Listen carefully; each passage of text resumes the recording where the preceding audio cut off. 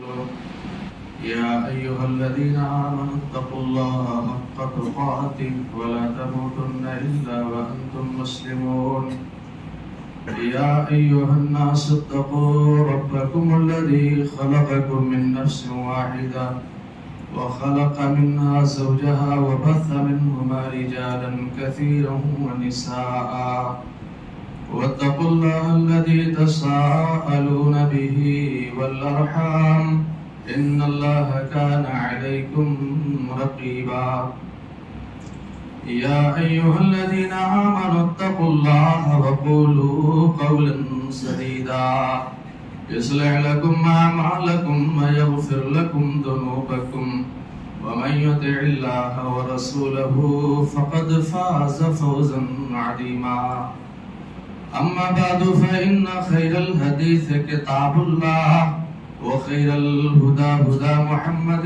صلى الله عليه وسلم وشر الأمور محدثاتها وكل محدثة بدعة وكل بدعة ضلالة وكل ضلالة في النار أعوذ بالله من الشيطان الرجيم بسم الله الرحمن الرحيم يا أيها الذين آمنوا اتقوا الله ولتنظر نفس ما قدمت لغد واتقوا الله إن الله خبير بما تعملون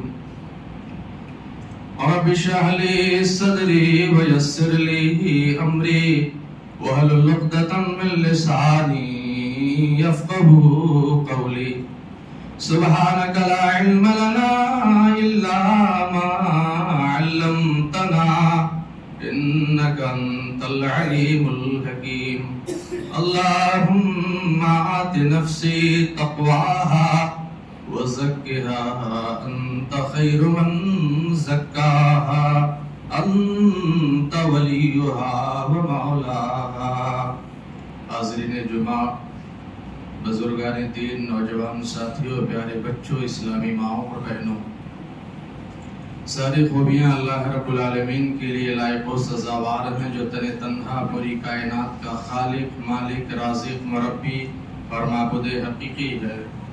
درود و سلام کے نذرانے ہوں انبیاء و رسول کی مقدس جماعت پر، بالخصوص ساقی کوثر، شافع محشر، شفیع المذنبین، رحمت للعالمین حضرت محمد مصطفیٰ صلی اللہ علیہ وسلم کی ذات گرامی پر۔ اللہم صلی علی محمد وعلی آل محمد وبارک وسلم۔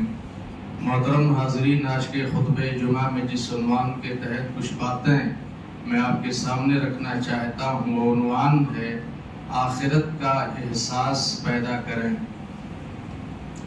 سب سے پہلی بات تو یہ جان لیں کہ آخرت کے دن پر، یعنی قیامت کے دن پر ایمان ضروری ہے۔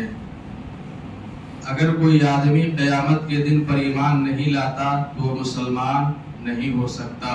حدیث جبرائیل میں پیارے حبیب صلی اللہ علیہ وسلم سے جب ارکان ایمان کے متعلق سوال کیا گیا، پیارے پیغمبر صلی اللہ علیہ وسلم نے فرمایا تھا ان تؤمن باللہ وملائکتہ وکتبہ ورسلہ والیوم الآخر وبالقدر خیرہ وشرہ۔ ارکان ایمان 6 ہیں، ان 6 میں پر ایمان لانا ضروری ہے۔ اللہ پر ایمان لاؤ، اللہ کے رسولوں پر ایمان لاؤ، اللہ کی کتابوں پر ایمان لاؤ، فرشتوں پر ایمان لاؤ، اچھی بری تقدیر پر ایمان لاؤ، اور آخرت کے دن پر ایمان لاؤ۔ تو آخرت پر ایمان ضروری ہے۔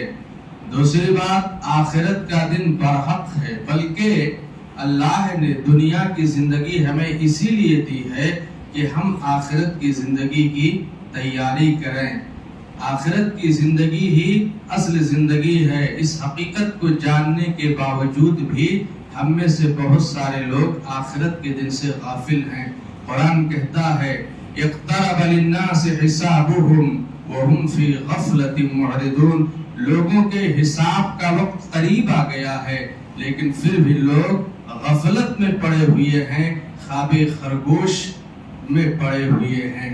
تو آخرت کے دن پر ایمان ضروری ہے، آخرت کا دن برحق ہے، اس کے باوجود ہم غفلت کے شکار ہیں۔ مجھے یاد آیا प्यारे पैगंबर सल्लल्लाहु अलैहि वसल्लम के प्यारे साथी हैं, नाम अबू बकर सिद्दीक रज़ी अल्लाह ताला अन्हो है। वो जब मुसलमानों के पहले खलीफा हैं, वो जब आखिरत को सोचते तो तड़प उठते थे। सिद्दीक अकबर रज़ी अल्लाह ताला अन्हो का मामला ये था, जब किसी परिंदे को देखते यहाँ से उड़ करके वहां जा रहा है, इस शाख पर है, वहां से उड़ के दूसरी शाख पर जा रहा है, हजरत अबू बकर कहते काश मैं भी परिंदा होता, मैं भी परिंदा होता, मजे की जिंदगी गुजर जाती, हिसाबो किताब से बच जाता और अल्लाह के सामने पेश ना होना पड़ता। हजरत अबू बकर कहा करते काश मैं भी ऐसा होता ताकि रब्बुल आलमीन के सामने पेश ना होना पड़ता। मेरे भाई और बुजुर्गों, ये किस सिद्दीक की बात हो रही है जो मुसलमानों के पहले खलीफा है। उस सिद्दीक को आखिरत की फिक्र है कि अल्लाह के सामने जाना है, हिसाब किताब देना होगा। वो कौन सिद्दीक है? प्यारे पैगंबर सल्लल्लाहु अलैहि वसल्लम ने फरमाया था, लोगों गवाह रहो, मैंने दुनिया के सारे लोगों के एहसानात के बदले चुका दिए हैं, पर मेरे सिद्दीक का मुझ पर इतना एहसान है कि उसका बदला सिर्फ रब्बुल आलमीन देगा। फरमाया था आसमान में जितने चमकते हुए सितारे हैं उनसे कहीं ज्यादा नेकियां अबू बकर सिद्दीक रज़ी अल्लाह ताला अन्हो की है। ये वो अबू बकर है जिनके बारे में हजरत उमर फारूक कहा करते थे, अगर दुनिया के सारे मोमिनीन का ईमान तराजू के एक पल्ले में रख दिया जाए और सिद्दीक अकबर का ईमान एक तराजू के दूसरे पल्ले में रख दिया जाए तो अबू बकर का ईमान भारी हो जाएगा। ये अबू बकर है जो आखिरत की फिक्र जिन्हें दामनगीर है।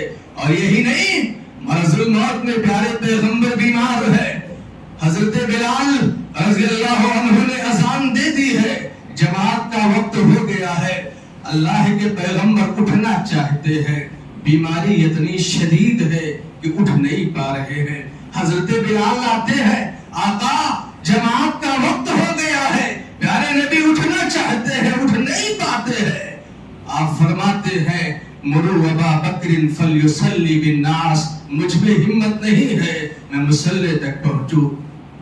मेरे सिद्दीक को कह दो मोहम्मद के मुसल्ले पर खड़े होकर लोगों को नमाज पढ़ा दे।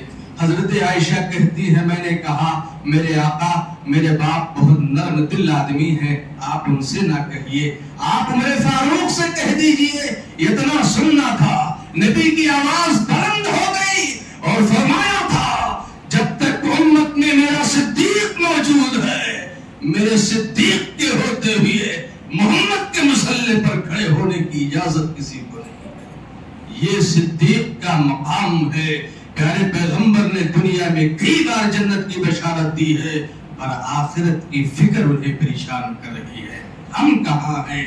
हम खाफे खरगोश में पड़े हैं, हमें एहसास नहीं है, हमने दुनिया को सब कुछ समझ लिया है और आखिरत की फिक्र हमें नहीं होती है।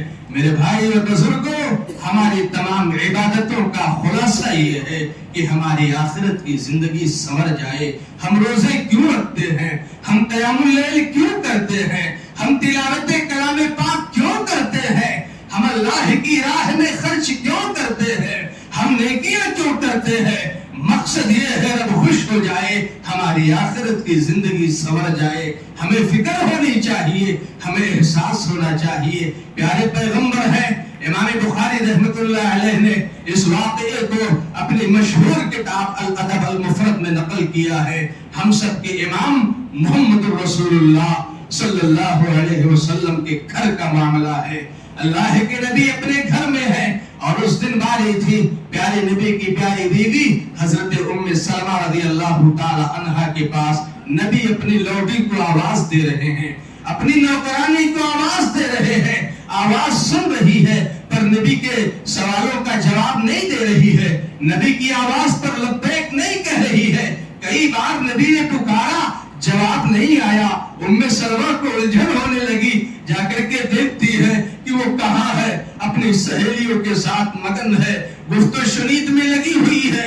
नबी की आवाज भी जा रही है, اس کے بعد بھی جواب نہیں دے رہی ہے. ام سلمہ آتی ہے, میرے سرکار آپ کی آواز وہاں تک پہنچ رہی ہے, سننے کے بعد بھی انسنی کر رہی ہے, جواب نہیں دے رہی ہے. پیارے پیغمبر کو غصہ آیا, چہرہ سرخ ہو گیا, غصے سے پیغمبر اس کے کمرے کی طرف بڑھتے ہیں اور الفاظ ہے لولا القوة وفي رواية لولا مخافة القصاص لضربتك بهذا السواك. کہا ہے گستاخ خالد, میرے سوالوں کا جواب تو نہیں دے رہی ہے, میں تجھے بلا رہا ہوں, آواز سن بھی رہی ہے اور میرے جواب نہیں دے رہی ہے. نبی کے ہاتھ میں مسواک کا ایک ٹکڑا تھا, وہ کتنا لمبا ہوتا ہے, نبی نے اسی مسواک کو نکالا اور اشارہ کرتے ہوئے فرمایا تھا لولا القوة لضربتك بهذا السواك. اگر آخرت کا ڈر نہ ہوتا, اللہ کے سامنے پیش ہونے کا ڈر نہ ہوتا, لضربتك بهذا السواك, اسی مسواک سے میں تجھے ضرور مارتا. یہ کون ہے, یہ کس کے گھر کی بات ہے؟ یہ رب کے چہیتے, رب کے لاڈلے, نبیوں کے سردار محمد رسول اللہ صلی اللہ علیہ وسلم کی بات ہے, جن کے اگلے پچھلے سارے گناہوں کو رب نے معاف کر رکھا ہے. راتوں میں لمبا قیام ہو رہا ہے. اما عائشہ رضی اللہ تعالی عنہا دیکھ رہی ہے, میرے سرکار کے پاؤں سوج جاتے ہیں, کہتی ہے میرے آقا آپ کے ساری کوتاہیوں کو رب نے بخش دیا ہے, آپ اتنی عبادت کیوں کرتے ہیں؟ صحیح بخاری کے الفاظ ہیں افلا اکون عبدا شکورا. یہ عائشہ, اگر اللہ نے مجھ پر کرم کیا ہے تو کیا میں اس کا شکریہ ادا نہ کروں؟ اس پیغمبر کا معاملہ یہ ہے کہ اسے بھی آخرت کی فکر ہے. وہ مسواک سے چوٹ کتنی لگتی ہے, لیکن اتنی بھی زیادتی یا وہ قدم بھی محمد رسول اللہ کو گوارا نہیں ہے. میرے عزیزوں, میرے پیاروں, میری ماں اور بہنوں, آخرت کا احساس پیدا کرو, آخرت کی فکر کرو, ہمیشہ آخرت کو اپنے سامنے رکھو. سوال یہ ہے کہ آخرت کا احساس دلانے والی چیزیں کیا ہیں؟ بہت ساری چیزیں ہیں, مختصراً میں ذکر کرتا ہوں. اگر ہمارے ذہن و دماغ میں آخرت کا احساس کمزور ہو گیا ہے تو ہمیں کچھ کام کرنے ہوں گے. پہلا کام, ہم اس سوچ کے ساتھ زندگی گزاریں کہ اللہ ہمیں دیکھ رہا ہے اور ہمارے ہر عمل سے باخبر ہے. یہ سوچ اگر پیدا ہو جائے, جس انسان کے اندر یہ احساس پیدا ہو جائے, یہ ایمان نہ جائے کہ اللہ دیکھ رہا ہے اور ہمارے ہر عمل پر باخبر ہے, تو یقین جانیے وہ آخرت کا احساس اس کے اندر پیدا ہو جائے گا اور گناہوں سے بچنا اس کے لیے آسان ہو جائے گا. الم یعلم بان اللہ یرا. ہم سماج کے ڈر سے گناہ بند کر دیتے ہیں, لیکن ہم کبھی سوچتے, ہمیں شرم نہیں آتی ہے مالک اور خالق سے جو ہمارا پالنہار ہے. سماج کی ہمیں فکر ہوتی ہے پر رب کی ہمیں فکر نہیں ہوتی. الم یعلم بان اللہ یرا. کیا انسان یہ نہیں جانتا کہ رب العالمین اس کو دیکھ رہا ہے؟ اور دیکھنے کی بات, رب العالمین کا علم اتنا ہے, یعلم خائنۃ الاعین وما تخفی الصدور. بولنے کی ضرورت نہیں ہے, ہم نے اپنے سینوں میں جو راز چھپا کر کے رکھے ہیں رب العالمین اس کو بھی جانتا ہے. لا تأخذه سنة ولا نوم. میرے مالک کو کبھی نیند نہیں آتی, اور نیند تو بہت بڑی چیز ہے. مولا کو کبھی اونگ بھی نہیں آتی. وما تسقط من ورقة إلا يعلمها. کائنات میں کتنے درخت ہوں گے اور ان درختوں میں کتنے پتے ہوں گے, ان درختوں کے پتوں کو بھی رب جانتا ہے, اور اس سے گرنے والا ایک ایک پتا رب العالمین کے علم میں ہوتا ہے. تو اس سوچ کے ساتھ ہم زندگی گزارے کہ اللہ دیکھ رہا ہے اور ہمارے ہر عمل پر باخبر ہے. اور دوسری بات, آخرت کا احساس دلانے والی دوسری چیز, ہم موت کو کثرت سے یاد کریں. اکثر ذکر حازم اللذات یعنی الموت, لذتوں کو توڑنے والی. پیارے پیغمبر فرماتے ہیں خواہشات کو مٹا دینے والی, لذتوں کو ختم کر دینے والی چیز موت کو کثرت سے یاد کرو. جب موت کو یاد کرو گے آخرت کا احساس پیدا ہوگا، کیونکہ مرنے کے بعد انسان کی قیامت وہی سے شروع ہو جاتی ہے. نہ گھوڑے سکندر نہ ہے کپڑے دارا، کوئی نہیں رہے گا. ہم میں سے کتنے ہمارے عزیز دنیا سے چلے گئے، کتنے ہمارے ساتھ تھے جو چلے گئے. یہ وہ سچائی ہے جس کا انکار کسی نے نہیں کیا ہے. موت برحق ہے. ابھی کتنے ہمارے عزیز ہمارے ساتھ تھے، آج نہیں ہے. کتنے پچھلے رمضان میں ہمارے ساتھ تھے، آج نہیں ہے. یہ رمضان ہمیں ملا ہے، رحمتوں کا مہینہ، برکتوں کا مہینہ، سعادتوں کا مہینہ، نیکیوں کا مہینہ، جنت کمانے کا مہینہ. اس کو غنیمت سمجھو. ہو سکتا ہے اگلا ہمیں نصیب ہو یا نہ ہو. ہمارے کتنے بھائی ہمارے ساتھ تراویح میں ہوتے تھے، آج نہیں ہے. ہمارے ساتھ فرض نمازوں میں ہوتے تھے، آج نہیں ہے. ہماری مجلسوں کی شان اور جان ہوا کرتے تھے، آج نہیں ہے. ایک دن ایسا آئے گا ہم نہیں ہوں گے، ہماری جگہ کوئی اور ہوگا. موت کو ہمیشہ اپنے سامنے رکھو. نہ گھوڑے سکندر نہ ہے قبر دارا، مٹے نامیوں کے نشاں کیسے کیسے. بڑے بڑے لوگ آئے دنیا سے چلے گئے، ایک دن ہمیں بھی دنیا سے چلے جانا. تو آخرت کا احساس دلانے والی دوسری چیز، ہم موت کو سامنے رکھ کر یاد کریں. اور آخرت کا احساس پیدا کرنے والی تیسری چیز یہ ہے کہ ہم قبروں کی زیارت کیا کریں. قبروں کی زیارت کیا کریں. فائدہ کیا ہوگا؟ پیارے پیغمبر صلی اللہ علیہ وسلم نے امت کو خطاب کرتے ہوئے فرمایا تھا، زوروا القبور فإنها تذکرکم الآخرہ. اے لوگوں، قبروں کی زیارت کیا کرو. کیوں؟ اس سے آخرت کی یاد پیدا ہوگی. جب آپ قبرستان جاتے ہیں اور جائیں گے تو دیکھیں گے یہاں جو دفن ہے اس کا دنیا میں بڑا نام تھا، بہت اونچی پکڑ والا تھا، حسب نسب کے اعتبار سے بڑا تھا، سماج میں اس کا بڑا نام تھا. اس کی توتی بولتی تھی، کسی کو اس کے سامنے کھڑے ہونے کی ہمت نہیں تھی. آج وہ منو مٹی کے نیچے پڑا ہوا ہے. ایک دن ہمیں بھی یہاں کر کے سو جانا ہے. زور القبور فإنها تذکرکم الآخرہ. قبروں کی زیارت کیا کرو. لیکن افسوس کا عالم یہ ہے کہ اگر ہمیں مردے دفن نہ کرنے ہو تو کبھی ہمیں قبرستان جانے کی توفیق نہیں ہوتی ہے. اور اس پر بھی بڑی مصیبت یہ ہے، جانتے ہو، ہم میں سے اکثریت کا عالم یہ ہے کہ جب وہ قبرستان جاتے ہیں تو جو جگہ عبرت کی جگہ ہے، رونے کی جگہ ہے، وہاں بھی وہ گپ شپ کرتے ہوئے نظر آتے ہیں. وہاں بھی ہنستے ہوئے قہقہا اور ٹھٹھے لگاتے ہوئے نظر آتے ہیں. وہاں بھی دنیا کی بات کرتے ہوئے نظر آتے ہیں. اور وہاں بھی کتنے ایسے لوگ ہیں جو ایک دوسرے کی ٹانگ کھینچتے ہوئے نظر آتے ہیں. میرے عزیزوں، اگر قبرستان جیسی جگہ پر بھی اللہ کا خوف نہیں پیدا ہوگا، آخرت کا احساس نہیں پیدا ہوگا، تو مجھے بتاؤ وہ کون سی جگہ ہے جہاں پر اللہ کا ڈر ہمیں پیدا ہوگا. مسلمانوں کے تیسرے خلیفہ ہے، نام عثمان غنی رضی اللہ تعالی عنہ ہے. صحیح حدیث میں آتا ہے حضرت عثمان جب کسی قبر پر کھڑے ہوتے، اذا وقف علی القبر بکا، جب کسی قبر پر کھڑے ہوتے تو روتے، اتنا روتے تھے کہ آپ کی داڑھی بھیگ جایا کرتی تھی. آپ سے کہا گیا کہ جنت اور جہنم کا تذکرہ ہوتا ہے تو آپ کی وہ کیفیت نہیں ہوتی. کیا کہا؟ جنت اور جہنم کی بات ہوتی ہے تو آپ کی حالت اتنی نہیں بگڑتی ہے، لیکن جب آپ قبرستان جاتے ہیں، کسی قبر پر کھڑے ہوتے ہیں تو آپ کی حالت بدل جاتی ہے. ایسا کیوں ہے؟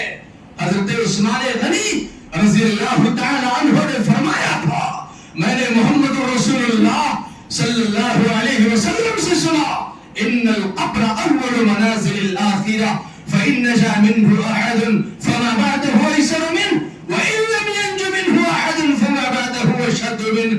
کہا میں نے سرکار مدینہ سے سنا تھا کہ کہ قبر آخرت کی منزلوں میں سے پہلی منزل ہے. اگر یہاں کوئی کامیاب ہو گیا تو بعد کے جتنے مراحل ہے وہ کامیاب ہوتا چلا جائے گا. لیکن اگر کوئی قبر کے اندر پھیر ہو گیا، ناکام ہو گیا، تو اس کے بعد جتنے مراحل ہے وہ ناکام ہوتا چلا جائے گا. میں اسی لیے سوچ کر کے روتا ہوں کہ قبر میں میرے ساتھ کیا معاملہ ہوگا. میں اسی لیے روتا ہوں، مجھے نہیں معلوم قبر میں میرے ساتھ کیا ہونے والا ہے. وہی فکر مجھے کھائی جا رہی ہے. یہ عثمان غنی ہے، یہ مسلمانوں کے تیسرے خلیفہ ہے. یہ وہ عثمان ہے جن کے حصے میں محمد رسول اللہ کی دو بیٹیاں تھی. یہ وہ عثمان ہے جنہیں پیارے نبی نے شہید کہا. احد پہاڑ پر کھڑے اللہ کے نبی احد پہاڑ پر جا رہے ہیں. آپ کے ساتھ صدیق بھی ہیں، آپ کے ساتھ فاروق اعظم بھی ہیں، آپ کے ساتھ حضرت عثمان غنی بھی ہیں. جب احد پہاڑ پر چڑھے، صحیح بخاری کے اندر یہ روایت موجود ہے، احد پہاڑ ہلنے لگا، لرزنے لگا. پیارے نبی صلی اللہ علیہ وسلم نے فرمایا، اثبت یا احد، اے احد پہاڑ ٹھہر جا، رک جا. کیا تجھے نہیں معلوم فإنما علیک نبی وصدیق وشہیدان؟ تجھے نہیں معلوم آج تیری پشت پر کون کھڑا ہے؟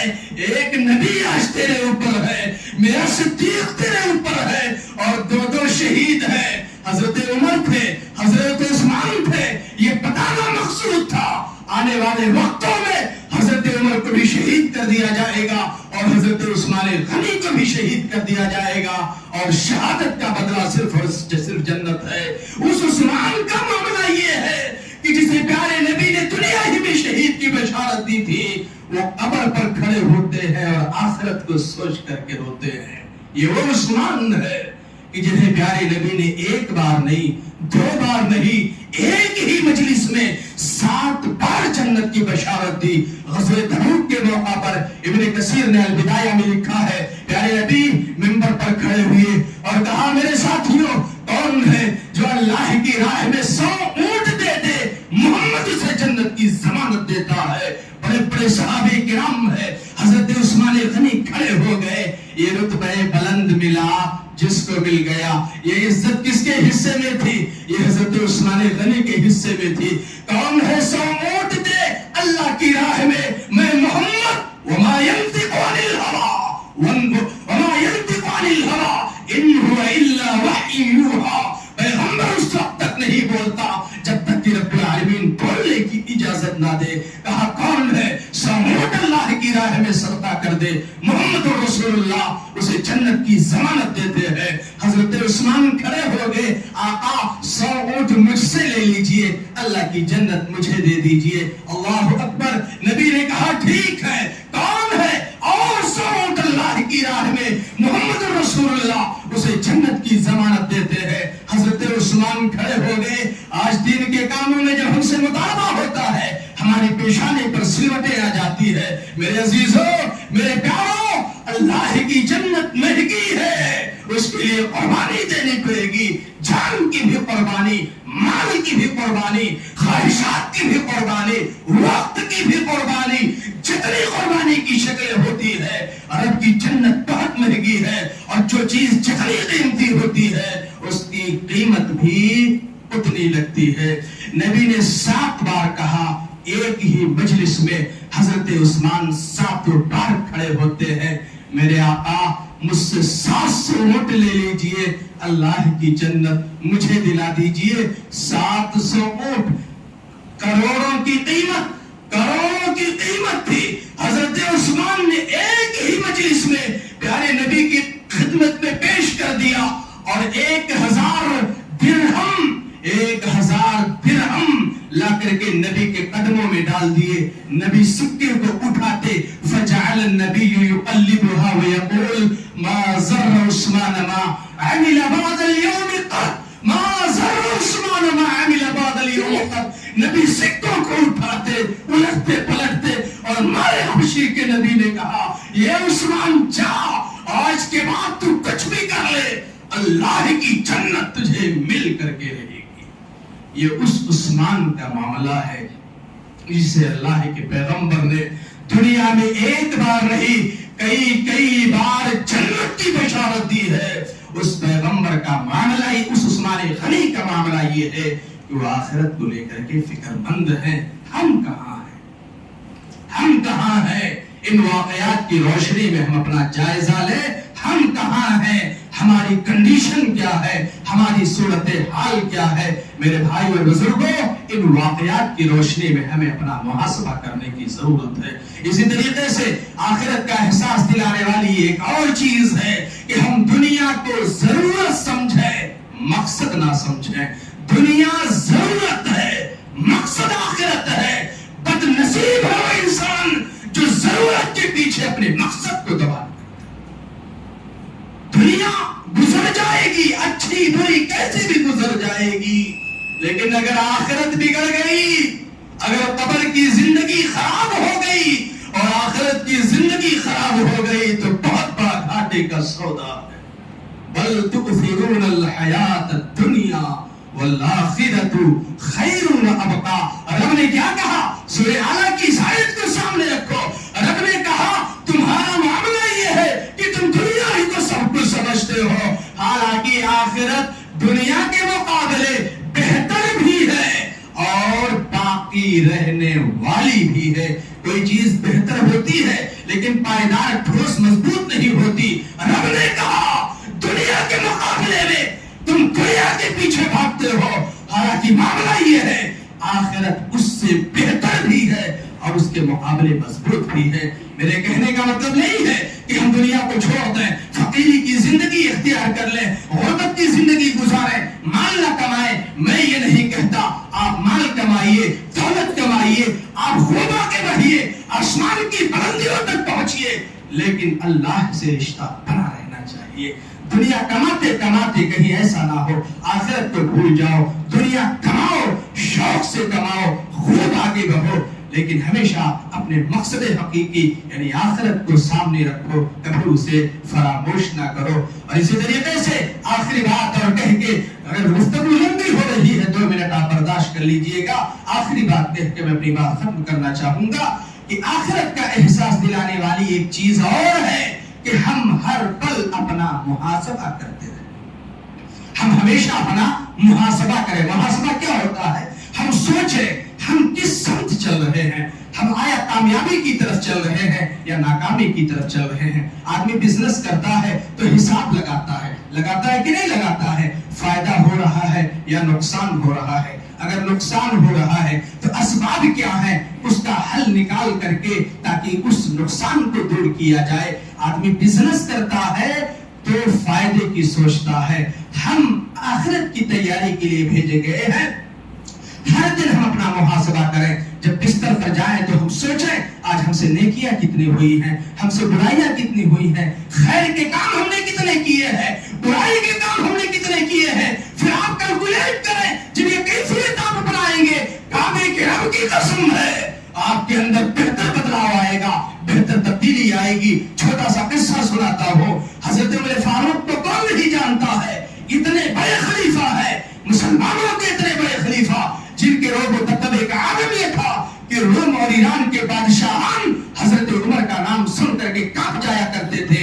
اس عمر کے بدن پر جو کپڑا ہوتا تھا اس پر 72 بیرن لگے ہوتے تھے. اس عمر فاروق کا معاملہ ہے. ایک دن جب وہ خلیفہ تھے، خلیفہ خلافت کی جو آفس تھی، جس آفس میں بیٹھ کے کام کرتے تھے وہاں بیٹھے ہوئے تھے. رات کا وقت تھا، سرکاری چراغ جل رہا تھا، کچھ لکھ رہے تھے. اتنے میں آپ سے ملنے حضرت علی رضی اللہ تعالی عنہ آئے. نبی کے داماد ہیں، ملنے آئے. کہا خلیفۃ المسلمین میں آپ سے ملنا چاہتا ہوں، کچھ بات کرنا چاہتا ہوں. حضرت عمر کے ایمان کا اور محاسبے کا آپ اندازہ کیجئے. کہا پہلے یہ بتاؤ کہ جس کام سے تم آئے ہو اس کا تعلق سرکاری ہے یا اس کا تعلق پرسنل ہے؟ اگر ذاتی کام کے لیے آئے ہو تو عمر کو خلیفہ ہوتے ہوئے بھی کوئی حق نہیں پہنچتا ہے کہ سرکاری چراغ کو ہم اپنے استعمال میں لائیں. اس چراغ کی روشنی میں 2-5 منٹ بیٹھنا بھی ہمیں گوارا نہیں ہے. اگر تمہارے آنے کا تعلق حکومت کے معاملے معاملے سے نہیں. یہ احساس, یہی احساس, محاسبے کا احساس ہمیں زندہ رکھتا ہے, ہمیں مضبوط بناتا ہے, اور یہی چیزیں ہیں جو آخرت کی یاد دلاتی ہیں. اللہ سے دعا ہے کہ رب العالمین کتاب و سنت کے حوالے سے جتنی باتیں کہی گئی ہیں ہم سب کو اس پر عمل کرنے کی توفیق عطا فرما. رب العالمین ہمیں جو پریشان حال ہیں ان کی پریشانیوں کو دور کر دے, جو مصیبت زدہ ہیں ان کی مصیبتوں کو ختم کر دے, جو بے اولاد ہیں اپنے فضل و کرم سے انہیں صاحب اولاد بنا دے, جو قرض کے بوجھ سے دبے ہوئے ہیں اللہ ان کے حق میں آسانی پیدا فرما دے. رب العالمین ہمارے وہ بھائی جو قبروں میں دفن ہیں ہماری دعاؤں کے محتاج ہیں ان کی قبروں کو نور سے بھر دے, انہیں کروٹ کروٹ جنت نصیب فرما, اور ہمیں جب تک دنیا میں رکھ ایمان و اسلام پر رکھ, جب ہمارا خاتمہ ہو ایمان پر ہو, توحید پر. آمین. بارک اللہ لی و لکم فی القرآن العظیم.